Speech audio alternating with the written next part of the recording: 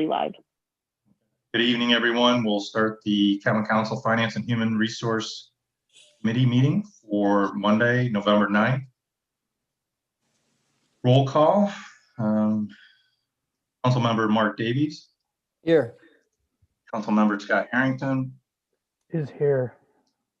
And the infamous and one and only Councilmember John Rafter. John Rafter. Not here. Okay. Not here. Are you absent or excused? Just not paying attention. Okay. All right, so can we get the acceptance of the minutes of our previous meeting, which was October 26, 2020, as provided by Finance Director Ms. Virginia Lee? So moved. Was there any I said so. additions, subtractions, or corrections? Sorry about that. No, it's all right. Still so moved. Okay, Mark, you good? John? Yep. All right, so we're going to have a little bit of a changing of the order of the agenda. We're going to go with B, C, D, and then we're going to move into executive session. And then after that, I've got another order. So we're definitely not going A through H. All right, so Okay. leading off with topic B. No, Director P. Botner. That's me. So I hope everybody can hear me okay in my mask. Can everybody What'd hear you me? say? So truthfully, Chair Carson, thank you so much for allowing for a change in the order to the meeting. I only put my name by this particular initiative because I wanted to really draw attention and preface this by the fact that this audit was particularly well done. Dave Hoteling is nothing short of amazing, along with his transit coordinator, Kelly Senhouse. They're a phenomenal team. When Dave took over, just for comparative purposes, the first audit that Dave did when he, arrived, I want to say we had, Ginny, 17? 19 pretty much critical findings. This audit, we're down to no findings. There were some recommended changes to policy, but it really just shows the amazing work that team is doing. And I just really wanted to, draw your attention to that. In Ginny's report later, I think that she and Dave will maybe give you a little bit more information in the specifics, but for my purposes as your personnel director, I just wanted to let you know that this was a job phenomenally well done. Congratulations, David. Thank you. Yep. Most of the credit should go to Kelly. Kelly did an amazing job keeping me to task and keeping us on schedule. It was a lot of work.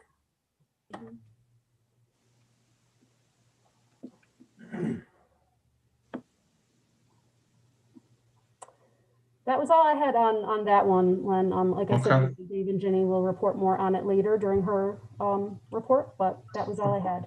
Okay. Again, thank you, David. Moving on to topic C. Hey, Len, real quick. Can you do me a favor and send me the agenda? I seem to have deleted and can't find it. Okay. Sorry. Mark is probably going to be able to beat me to it, but Mark, if you can do it. If you'd like, I can take care of that while you continue your meeting. Sure. And that's why she's amazing. I sent it to, so you should have it, Scott, in a second. So the next topic, topic C, just while Scott's pulling up the agenda, is proposed updates to the city's Title VI plan. So as a subrecipient of federal money, we are required to have a plan in place to comply with Title VI of the Civil Rights Act of 1964, which is just kind of a prescribed plan in place for being sure that we're dealing with, any sort of discrimination based on protected classes. And there are a lot of, protected classes these days, but, this is, race, color, national origin, ancestry, and others. So we have a fairly good, well, I would call it more than good. We've got a very comprehensive plan. There are a couple stylistic updates that need to be made based on the results of our audit. So ultimately, what we're going to be putting in front of you is a document with changes as recommended by our auditor. Truthfully, the only other updates that I added that were not the result of the audit were given that we're trying to transact business electronically, I put in, a method for anyone who has a complaint under this policy to email it to me, as opposed to just putting it in the mail or bringing it in person. So just giving any potential complainant another avenue to submit information to us if they feel they've been discriminated against. Katie, who are we using for the audit? Dave? Milligan. They're assigned to us by the state. I'm sorry, David, you said Pelican? Milligan. Oh, Milligan. They're out of Philadelphia. Okay. And we've used them before? They're assigned to us by the state. We don't have a choice in the matter. They're actually the state's auditor for the 5311. They're contracted for the state.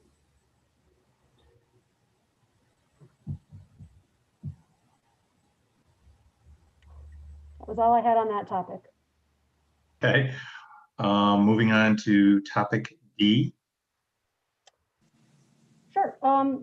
So every year we propose updates, changes to the administrative personnel manual, which is the document. It's not a contract. It's just the document that governs personnel policies for all of our unrepresented employees. So it's called the admin manual. I'm sure you've all heard of that phrase before. I will send you all a copy. Our administrators met in October and they had relayed to us a request. The only request that they wanted for 2021 was to move away from the step schedule that was the $1,000 increase per year that was adopted last year. And they had asked that administrators receive an increase in 2021 to their pay, which was the same as the highest percentage increase in base salary of any bargaining unit. So they're just looking for an identical benefit. So obviously we're talking about this a little kind of, after we've already had the budget conversation. I believe that Ginny's recommendation, after reviewing all of the numbers, it's a really tough year. Of course, we would love to pay our administrators and all of our employees, as much money as we could. But I believe Ginny's recommendation for 2021 is that we stick with the $1,000 step increase for the calendar year. Ginny, do you have anything to add to that? No, I support that, Katie. I believe that it's just not a good year to make any changes like that. And the intent of the administrative manual last year was to give a beginning and a maximum at the $15,000 range from the starting salary to the maximum salary with $1,000 steps in between, plus the longevity schedule. And I fully support staying with that schedule. But for the purposes of this document, is it going to have the language stating that what you just read, that the administrators want the equal percentage raise or the highest percentage raise of any bargaining unit? No, the manual won't really change as long as that's what, based on the recommendation of the finance director, if that's what the council adopts as the budget to maintain the schedule as adopted last year, then there would be no language changes.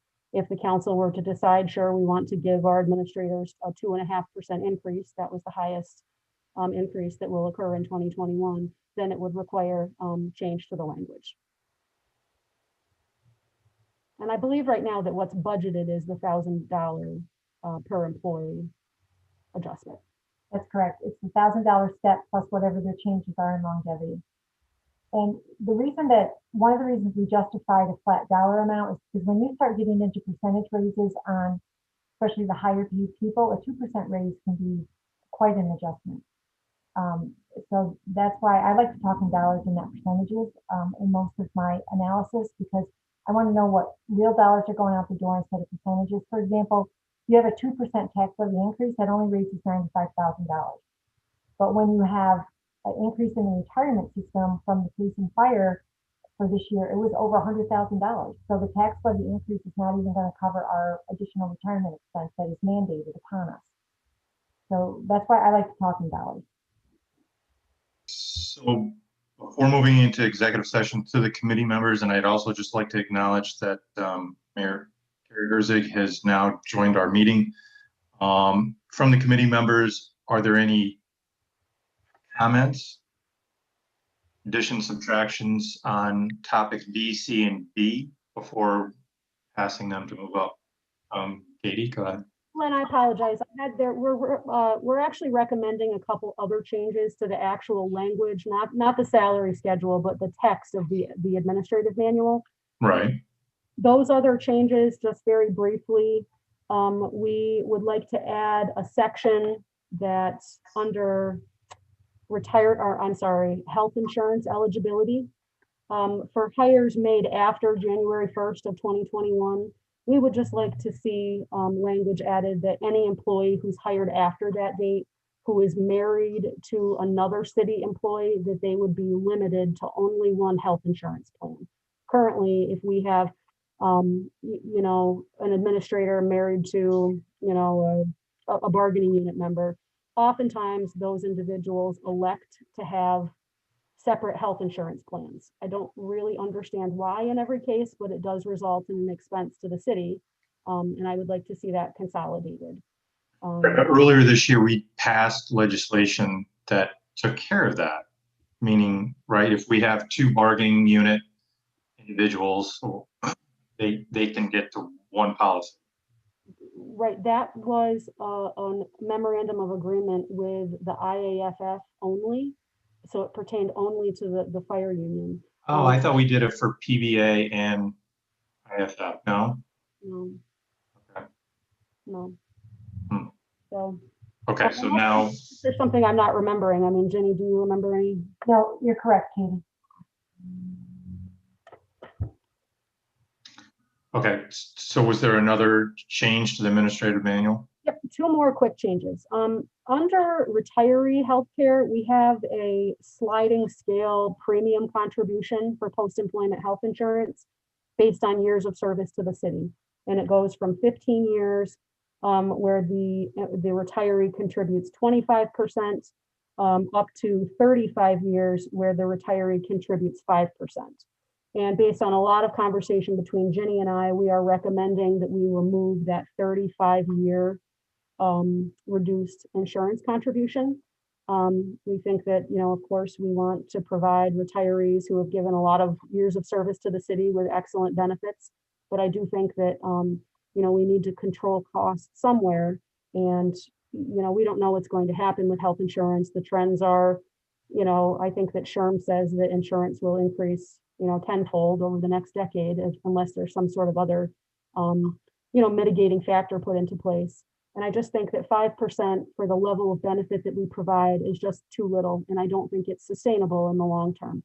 So we would like to see insurance for retirees capped at 30 years of full-time paid service to the city, which would result in a 10% contribution. We're just eliminating the 35-year and 5% contribution rate.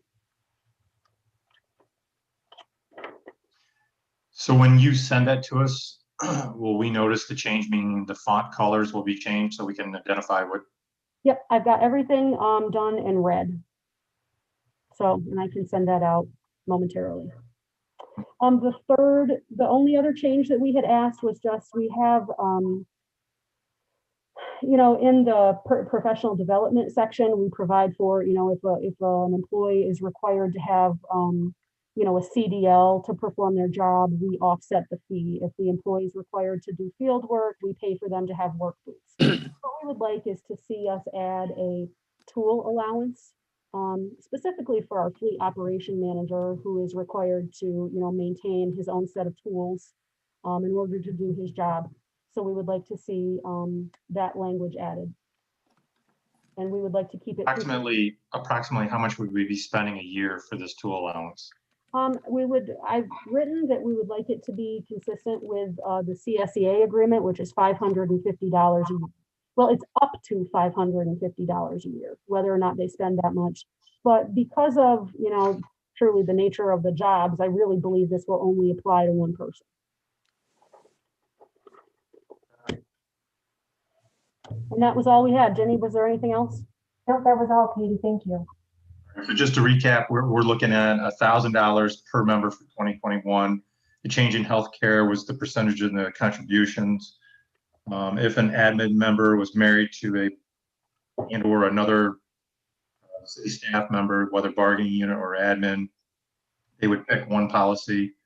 And then I think it was 30 years equal 10% contribution. And then we were talking about, well, I wrote down formal education, but professional development tool that you're going to add in tool allowance for $550 per year.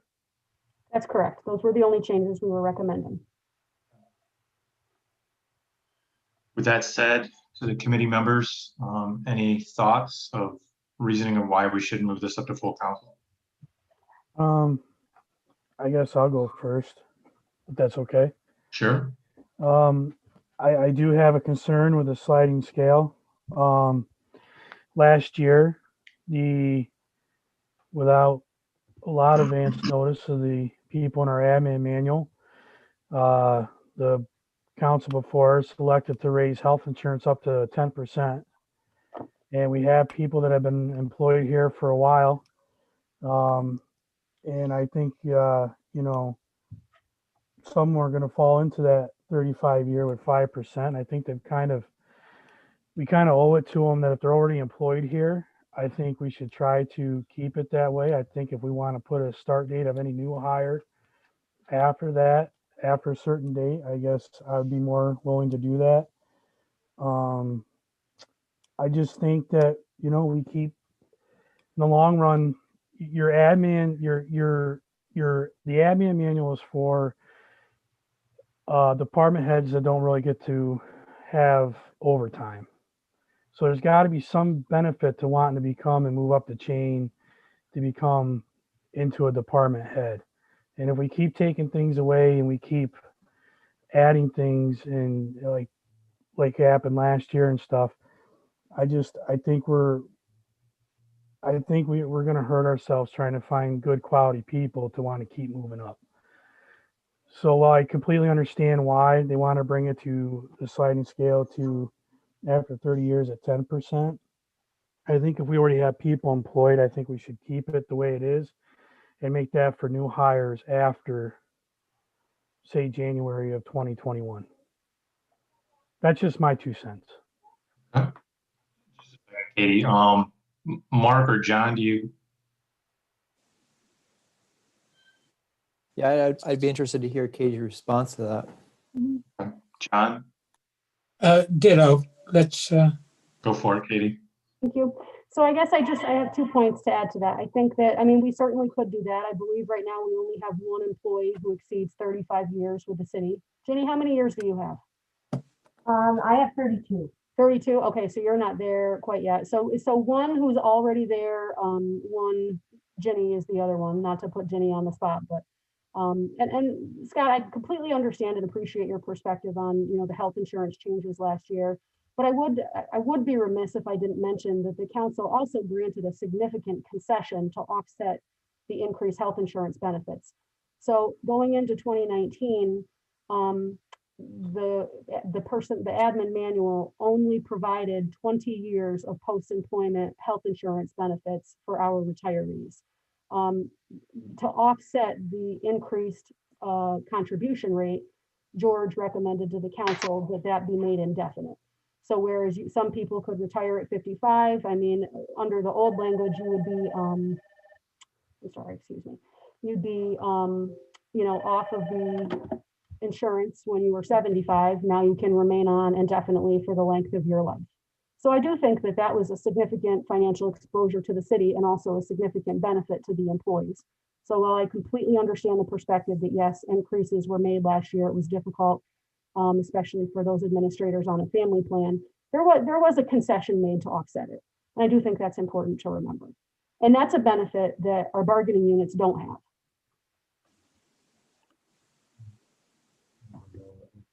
I would also like to point out, if I may, that if you start counting the number of retirees that we are covering under health insurance compared to our actives, the retirees are now starting to exceed our active team. I should also add that up until the early 2000s, I believe, Jenny, correct me if I'm wrong on that, but I believe that all of our collective bargaining agreements were silent, completely silent. There were no provisions made for post-employment health insurance until the early 2000s.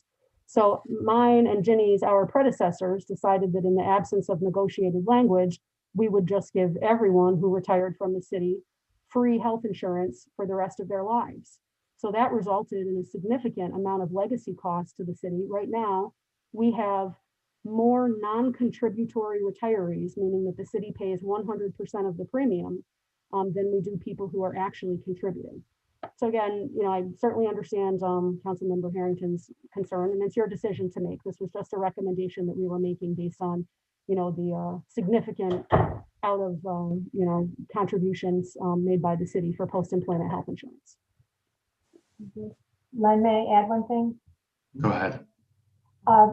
Part of our financial reporting is our post-employment benefit liability. And we've talked about this before. The city's liability right now is estimated around $45 million for the estimated lives of the current employees and the current retirees that we have. This is also looked at our bond council, and when you read the bond rating narrative, you will see that this is a strike against the city because this liability is unfunded. We fund it year by year. We're not creating a reserve because the law will not allow us to. But just so you know that is a very large number. And so when we talk about legacy costs, just remember the $45 million figure.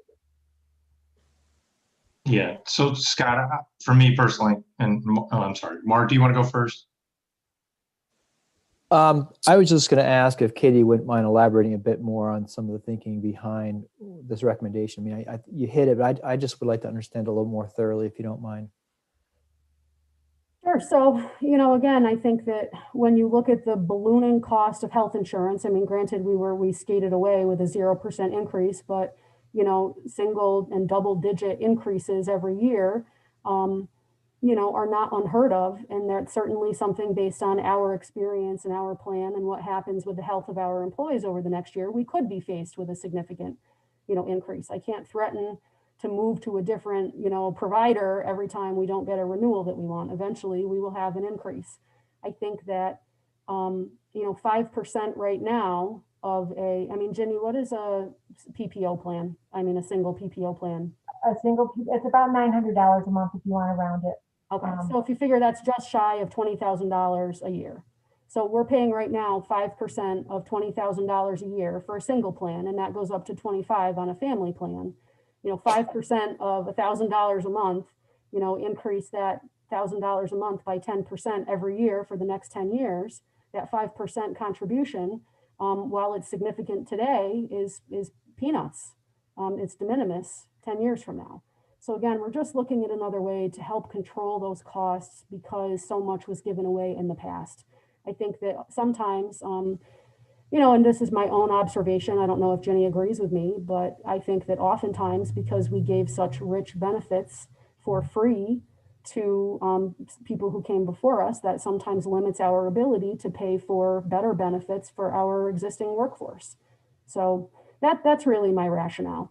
And again, because it affects such a small number of people, but if that's the meat in the middle that, for employees hired after January 1st, 2021, that top tier of contribution is reduced or eliminated, then, I guess that's what it is. And also just to, and I support everything that Katie just said, but also to just give you another piece of information. Currently, the intent is for retirees to pay their contribution at the rate that they leave at their retirement. So right now, the administrators are paying 10%. So if somebody with 35 years of service retires, their contribution is going to go from 10% to 5%. So what we're trying to do is keep the intent of the language consistent. So you retire at the rate you were currently at the day of your retirement.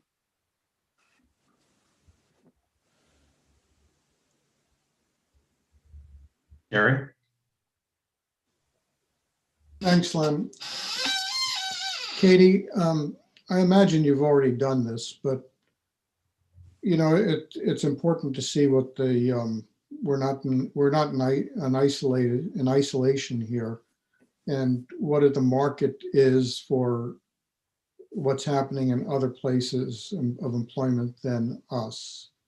To compare what we give to what others give. I know that, you know, I certainly don't know everything that's out there, but I don't know of any organization that gives the type of retirement benefits at a level that we give. I mean, there may be things that I'm missing and don't know about. I mean, I know that everybody says teachers get the best benefits of anybody. But, you know, I can tell you when my wife retired as a teacher, I was completely dropped from her health insurance plan. So it's good to compare what others are doing just to make sure that we're not too far on one end or the other. And just also to follow up on what Katie said about, you know, you say we gave great benefits in the past. Well, you know, it was also, that was a reasonable thing to do back then because health insurance cost 10% of what it costs now. And so, you know, giving free health insurance for life was not an unreasonable thing to do at what it cost 20, 30 years ago. But at what today's cost, everybody has to be adjusting from what they were giving back then.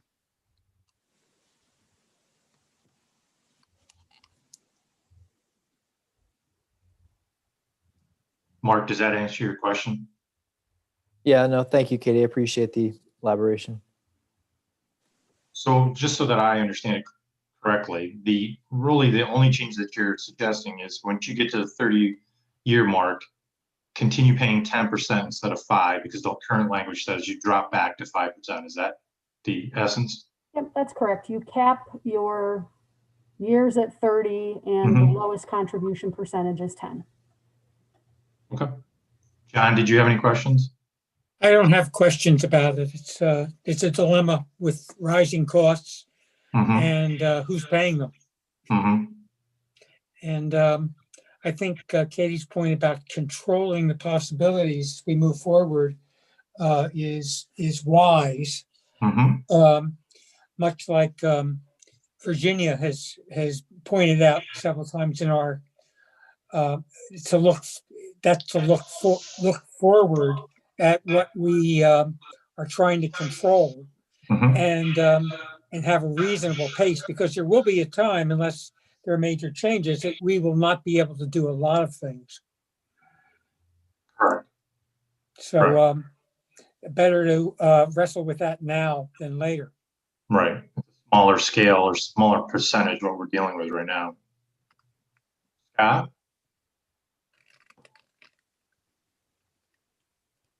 Man, You were looking down. I just want to make sure you were still with us. I'm here. Okay. I'm listening. I guess at this point, we can do it as a group or individual for the topics, but Scott, are you going to vote against D being moved up to full council? I'm only one of 4 votes, so it doesn't really matter. Huh. You got 3 yet. By the sounds, you got 3 other people on board are going to want to move it all up. So Correct. my only thing, like I said, I just think it should start for the new hires starting January. We shouldn't go back and, you know, that's just my opinion, but Right. Okay. that's what the democracy is. I get outvoted once in a while. I don't always get my way. With that said, we'll move those 3 topics up to full council. And Katie, why don't you give the reasoning of why we're going to go into executive session? I have 2 separate matters to discuss with you. One is I wanted to give you an update on where we are with PBA negotiations. And then I also wanted to discuss with you a matter leading to the appointment of a particular person. So they are 2 separate, unrelated, but equally confidential matters. Get a motion to go into executive session. I would We'll move. move, seconded. Mark moved it, John seconded. Carrie Ann, can you take us out? I can, Leonard. We're very You official got it. now. Leonard. I'm coming up here.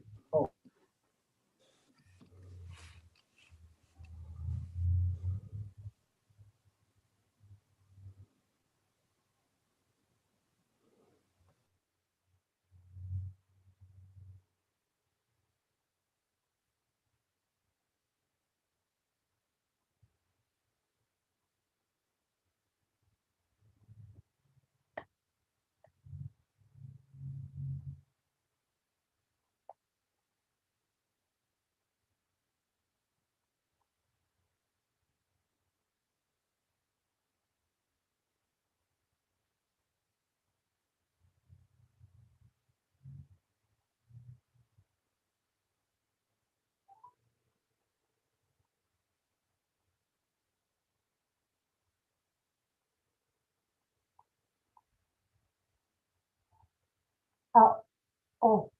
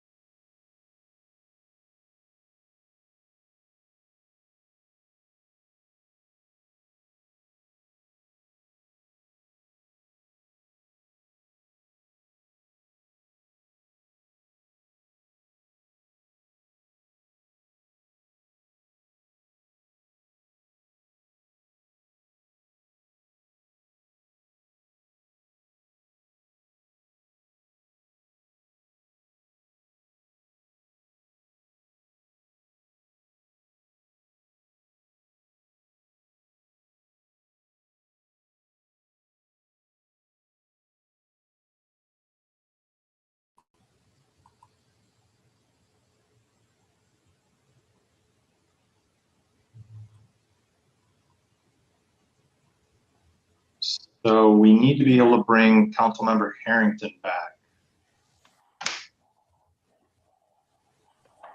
Gary, are you? Yeah, he doesn't show us connected to the meeting at all. I don't see him on the list even. Everyone's out of the room. I'm going to text him right now. Okay.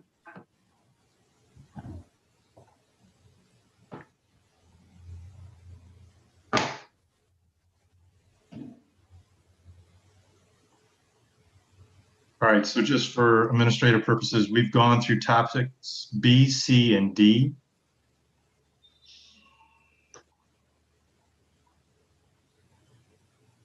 I'd like to start off with topic E, which I think that'll be the last thing for David, and then he can go. Sorry about the delay, David. That's okay. David, you want me to take it? Sure, go ahead, Jenny. Well, Scott just said he's signing in, so if we could just give him a minute to sign in. Okay.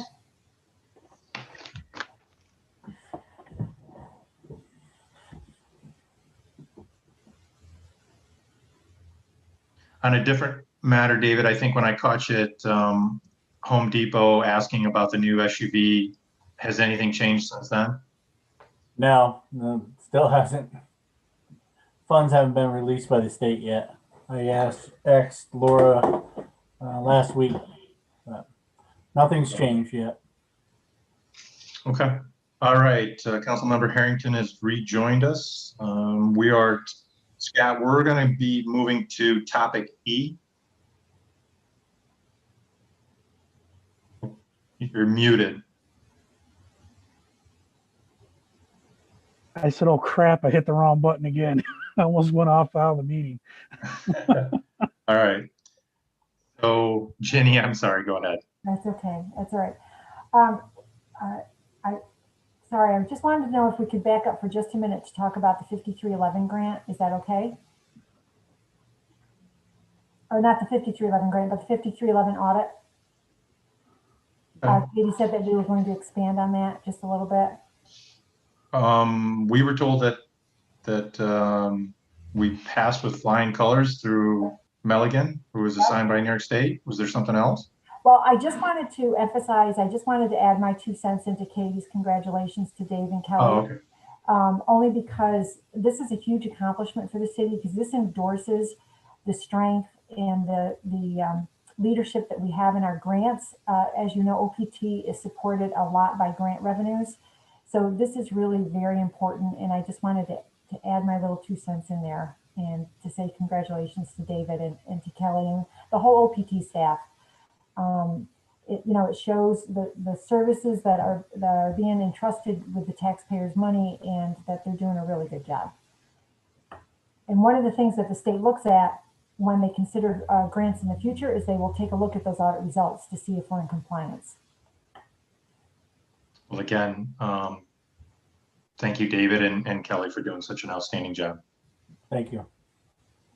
With the OPT, the ATC grant application, I'm going to be, Dave and I will be asking the council to approve a motion to submit our application for New York State's approval. We have been awarded $101,474, but now we have to submit an application for the use of those funds. And what we would like to do is to apply all those funds to the city's match for the transit hub. Currently, with the grants that we have, the city's match is over $400,000, and this $101,000 will go to that.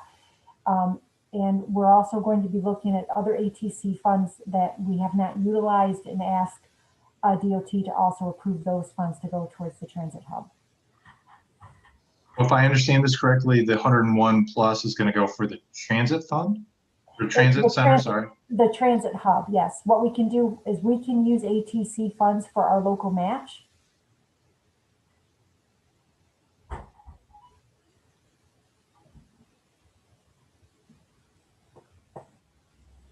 Before I go, I'd like to just be able to open up to any other committee members for questions. Sounds good. I saw John saying no. Scott, did you have anything?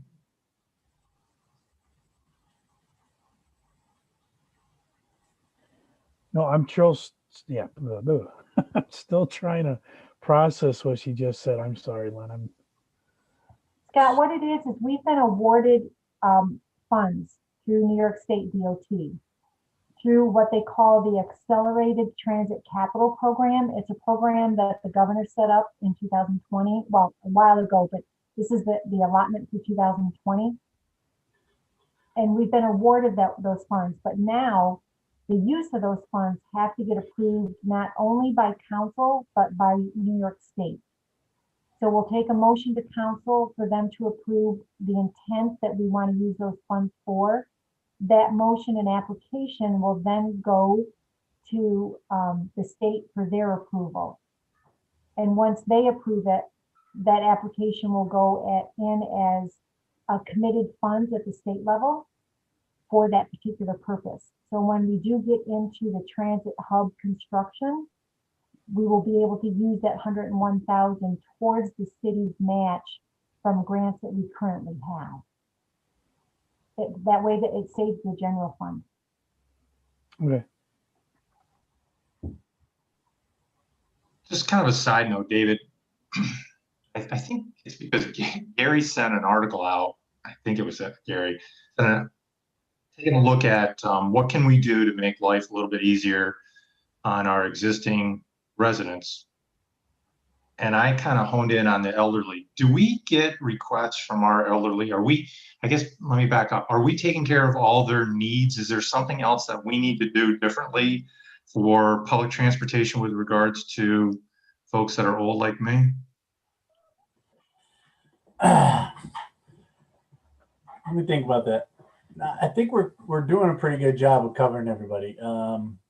We have the service for Nader Towers. We go there. We have service for Academy Arms. We go up to Clinton Street to the senior housing up there. I'd like to see, I think Gary and I have spoke about this before, is that what we used to have was the grocery run. But the problem with that is I haven't been able to find funding. It used to be funded by Price Chopper, Walmart, and they all decided they didn't want to fund it anymore. So we have been trying to figure out a way to fund that, and that is something I've been working on. But that's one area that I would like to work at. Right. So besides the large areas, I'm thinking the same way. Is there some way that we can provide public transportation, or are we doing it already on a more localized, neighborly method so that folks can jump on and go to the grocery store, I think we're doing a pretty good job of that already. I mean, we cover West End, River, East End, Main Street. I mean, we're all over. I think we're covering all the higher traffic areas. And we're back up going through Center City now with the opening up of the SUNY route again. Those run, they get on and they can connect back to Main Street and then take the south side or the east or west end bus. Okay. Yeah, I just want to make sure that we're not leaving anybody out. That's all. I don't feel we are. Okay. I guess we have consensus to move that item up to full council on topic B. So we will move on to topic A, the engineering consultant for West Street reconstruction, Greg Mattice. How's everyone doing? So as you are aware, in our capital plan for 2021 is a project to reconstruct West Street. That's a section of West Street from Chestnut to Center, the real poor condition section. In addition to just the pavement, the curbs and sidewalks, as well as water main and possibly portions of or the entire sewer main, pending inspection, and the entire stormwater system on that street need to be replaced. It's obviously a big project. It's going to be an all summer kind of deal, starting as soon as we can in the spring, provided that the council does indeed fund that. As it's shown on our capital plan, we're looking at bonding to pay for that, both for the general water and sewer funds. In order to have this project on track, we'd like to move forward with engineering now. The engineering department does not have the capacity in-house to take this on at this time, so we're looking to contract this out. I'm recommending we go with Delaware Engineering, not just because they're local, but because they're local. We've worked with them a lot over the years. They're familiar with the city, with our internal processes, as well as the physical city itself, and they've proven themselves capable on many jobs like this in the city limits. The fact that they're local means they don't have to travel. That's going to reduce our costs a bit. We'd be working with them.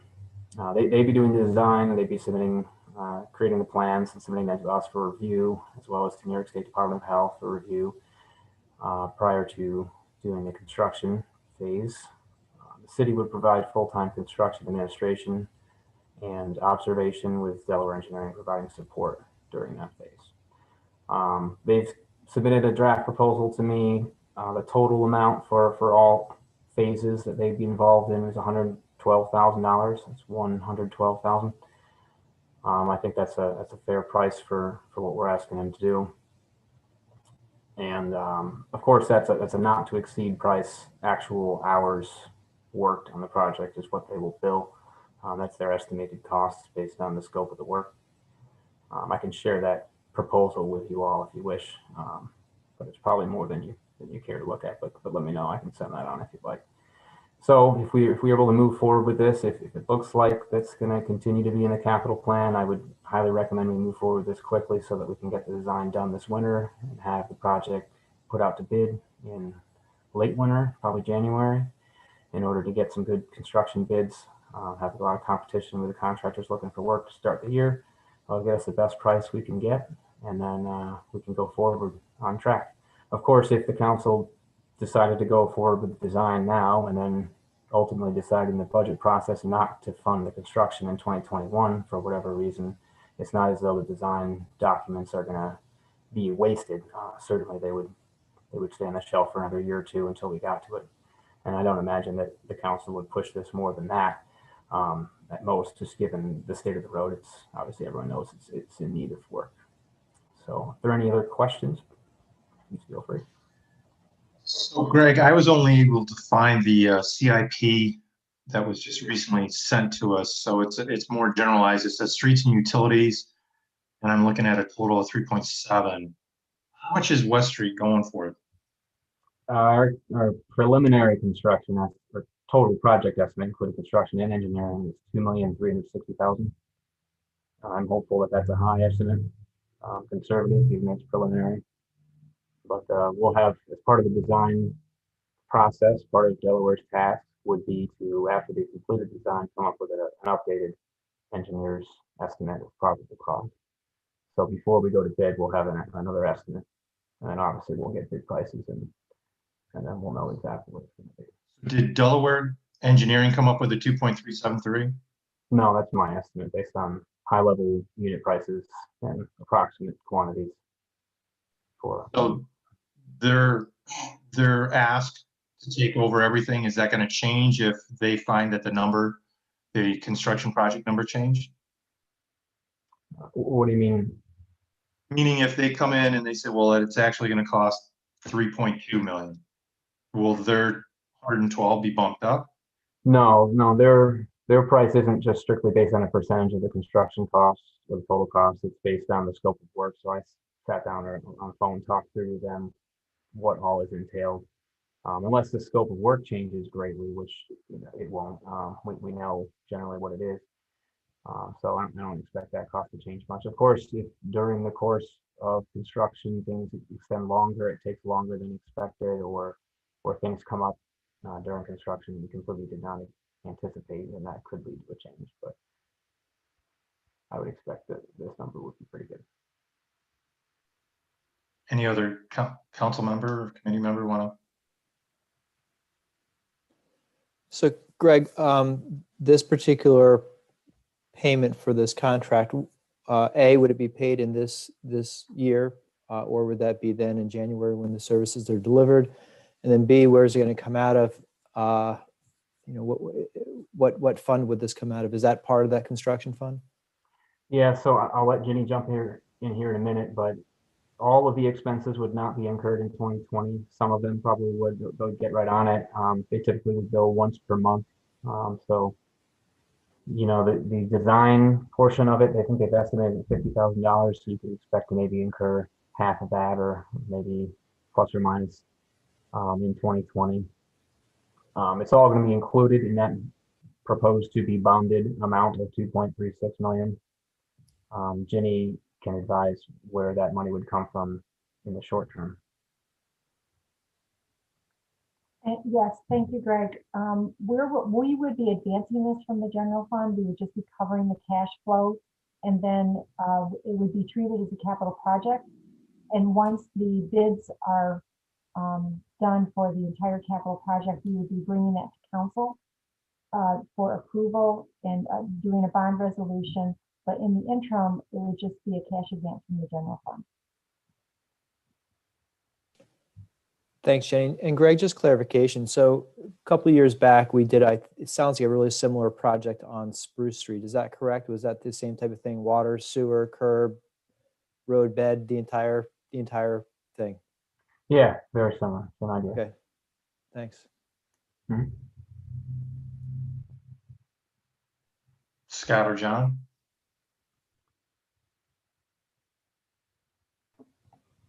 Nope. Gary? No, thanks, nothing to add. We'll move that up to full council. I believe we're on to topic F, Greg?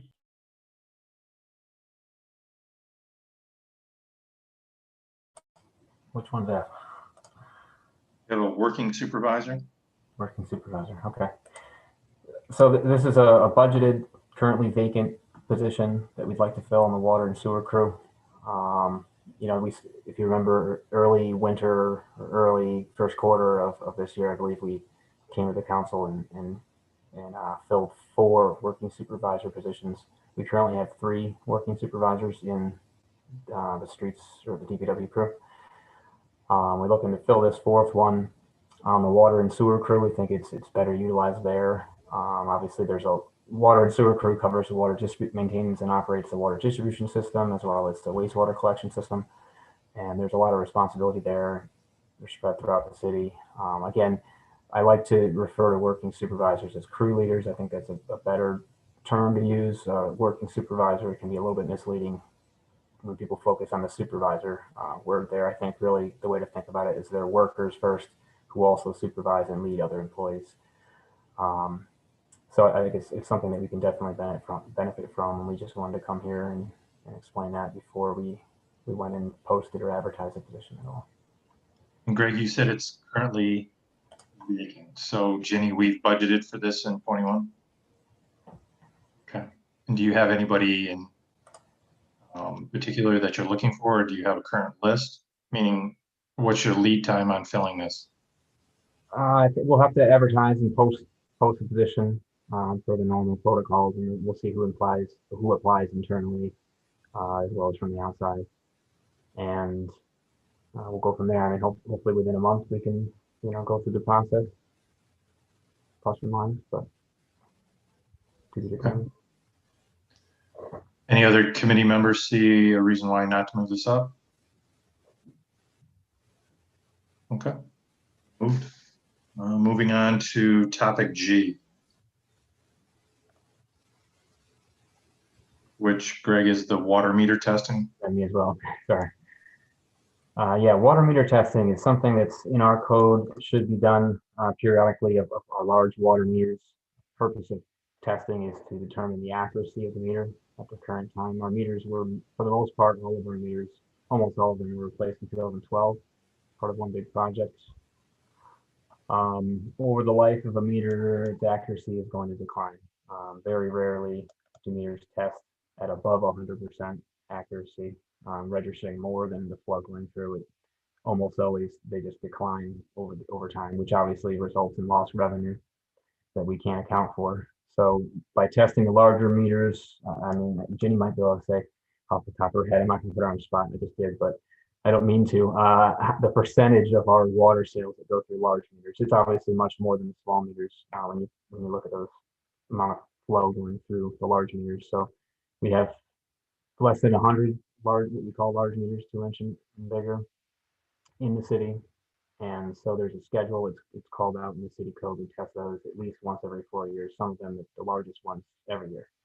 However, we haven't tested meters since 2016, and that's something we need to get back on track with. We're looking to do that this month or toward the end of this month in December.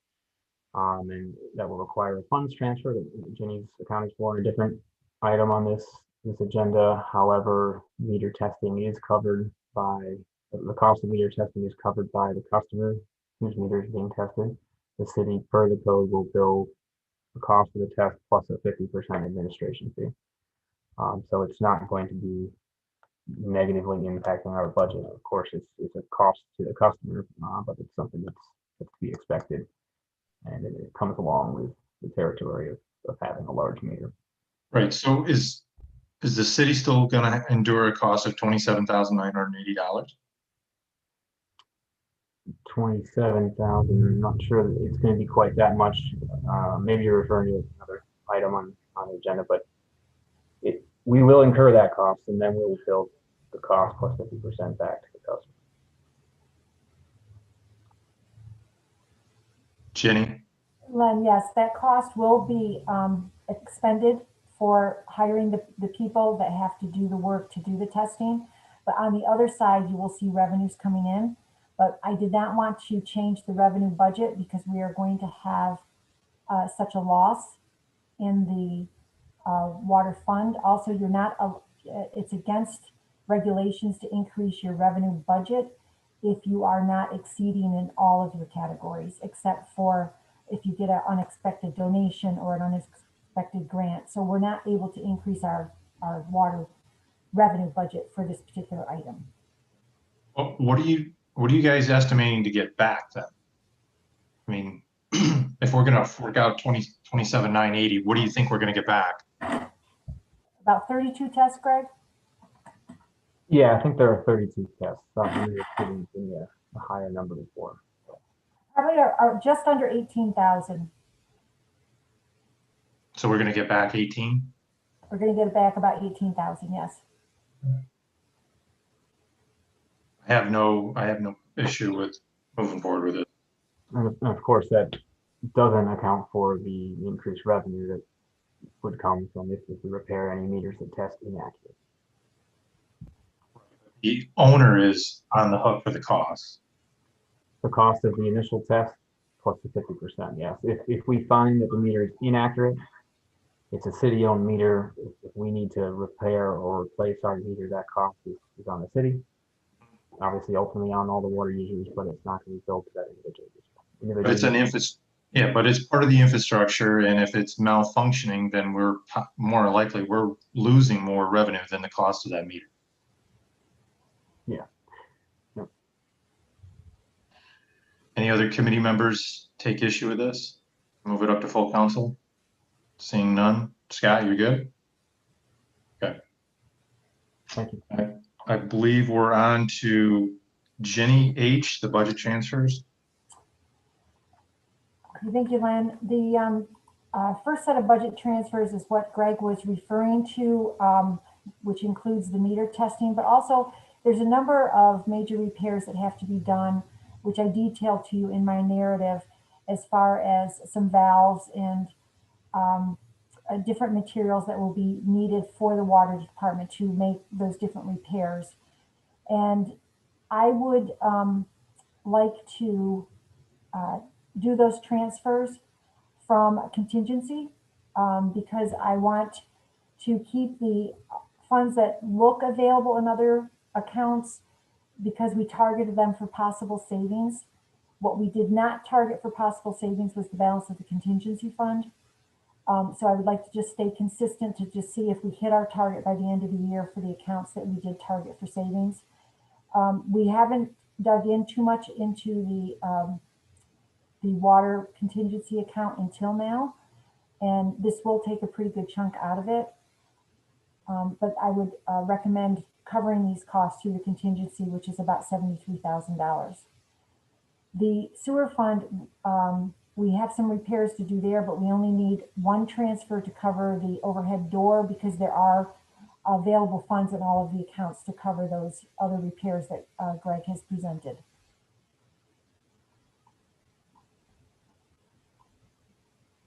Does anybody have any questions for Jenny? Ginny, I think the only question I'd have is where does that leave the contingency? For the water, Yes. hold on one second. I think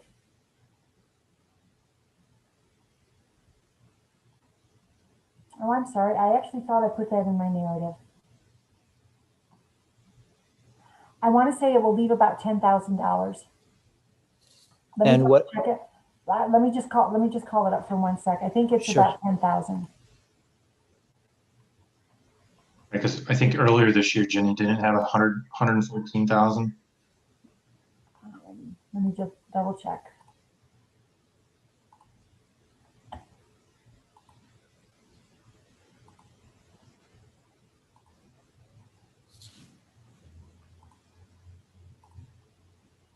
We started out the year with 105. We are now down to 78,000. So if we take the 73 out, it will leave about $5,300. And how much are we planning to put towards contingency in next year's budget? Let me look that up.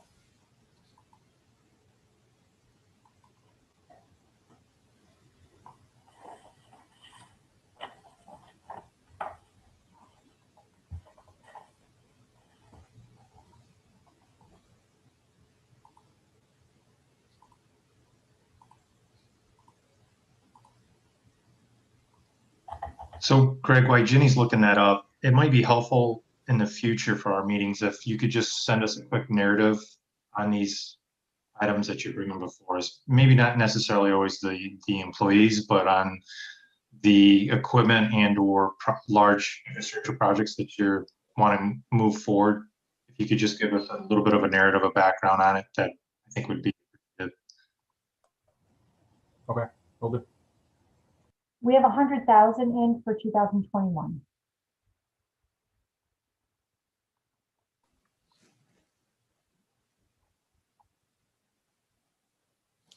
And Len, I did try to provide a narrative of the different repairs there. I'm sorry if I didn't go into detail enough for you. So essentially, Jenny, we can roll over whatever's left, provided we don't use it, into next year. So we'd basically have the same starting rate that we had it this year, next year. Would that be correct? I don't quite understand that question, Mark. Say that again. Oh, it would end up being $105,000 again. Exactly. Well, the 105,000 for 2020 is basically going to be all reallocated out to other codes. Okay. So in 2021, we're going to have another 100,000 in contingency for unexpected things that we did not budget for. Right. Mark understands that. What he was just saying was that we're basically going to have $5,300 left from 2020, rolling that over into 21 with the additional 100,000 that you just mentioned. Gives us 105, which is basically what we started off 2020 with in the contingency fund for the contingency for the water fund. The only part of that is that the 5,000, if we do not use it by the end of the year, it doesn't roll back over into the contingency, it rolls back into fund balance. Right. And Len, thank you for translation, but Jenny, I thank you for the, thanks for the explanation there. No, I don't have any problems with it. It sounds like we're basically starting next year, essentially the same point that we started this year. And that contingency is for exactly these types of things. It's that emergency fund. Jenny, what was the next item that you wanted to? The next one is a budget transfer for legal services. I need to ask for another $10,000 for non-retainer expenses. This is mainly due to the Deeds Unlocked appeal process. Again, this is where I put the balance of the contingency. It will leave about 18,000 left in the general fund contingency once we do this transfer. How much have we spent on this particular issue / project on legal representation? I don't have it just for Dietz. I did take a look at the total of non-retainer services, and so far it's been about, including the particular bill that we need to cover, it's about 32,000. But that's for 195 Main Street. It's for Dietz on Loft, and I think there were a couple other small cases in there. But if you need the breakdown, I can get that for you.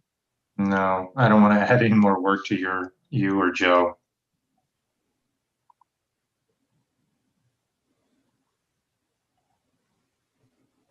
Scott or John or Mark, sorry. You're good, John? Okay. Scott, Okay. Mark? Hearing none, we'll move that up.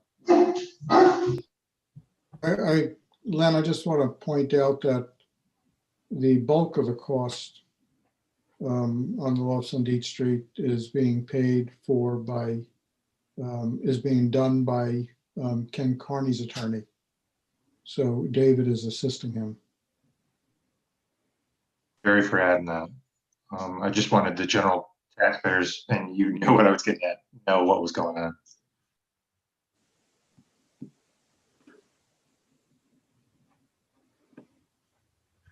Are we fine with that one? Okay.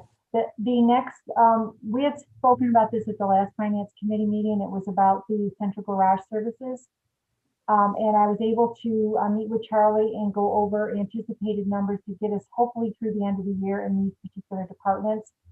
And I just broke down the numbers for you, and I tried to find it within the department. If not, I had to go a little bit to contingency. And I also took some out of the finance department because we have savings on our health insurance just because of our current staffing. Jenny, I think this is great, getting us through 2020. When you had Charlie on the phone or you were sitting down with him, how did the conversation go for 21? What we did is we went through each department, and instead of finding 44,000, we were able to find 27,500.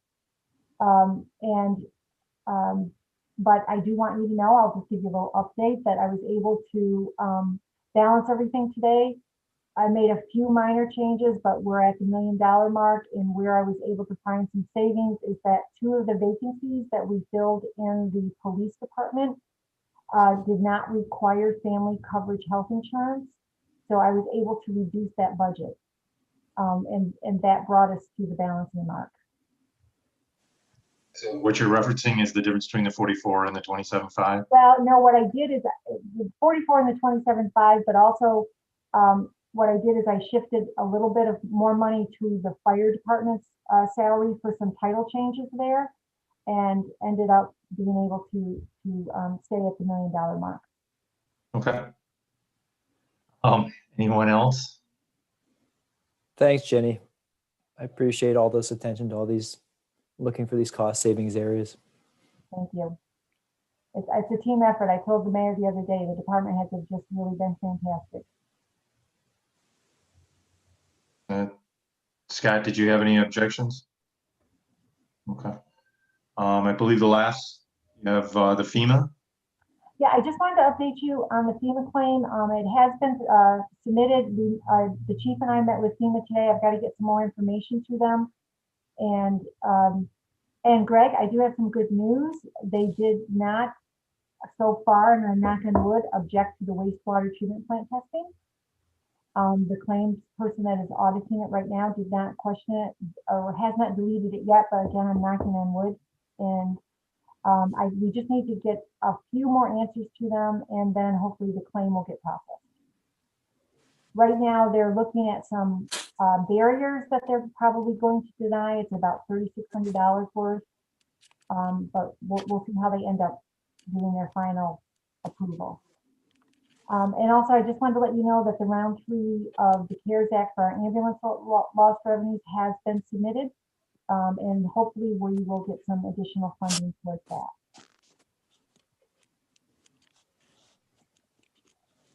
Sounds good. I think that completes the agenda as provided. Did any committee member have an item that they wanted to bring forward? No. Crickets. Go ahead.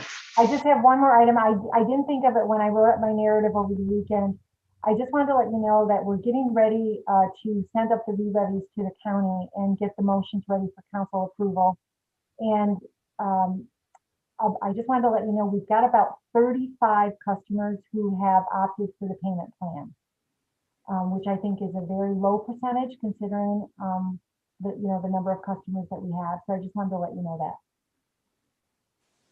All right, Jenny, I didn't hear the first part. That's the payment plan for which? The payment plan on their water and sewer bills. Oh, water and sewer, okay. And you think sometime in 21 we'll get it to where we can bill out quarterly? We're hoping, well, to actually do that, Len, we need to change our computer software around. We also have to change the water code and the sewer code. As the code directs how we do our billing. And, but we're hoping to really have a good handle on it by fall, and maybe we'll be able to implement it for 2022, if not by the end of 2021. But again, we have to get the codes in line and also all the software in line. And that's not the $50,000 that you wanted to hold off on, is that? No, the 50,000 was for our payroll upgrade. All right, I just wanted to, because I'm always looking for more efficiency. Well, not hearing any more. Gary, I'm sorry, did you have anything that you wanted to add?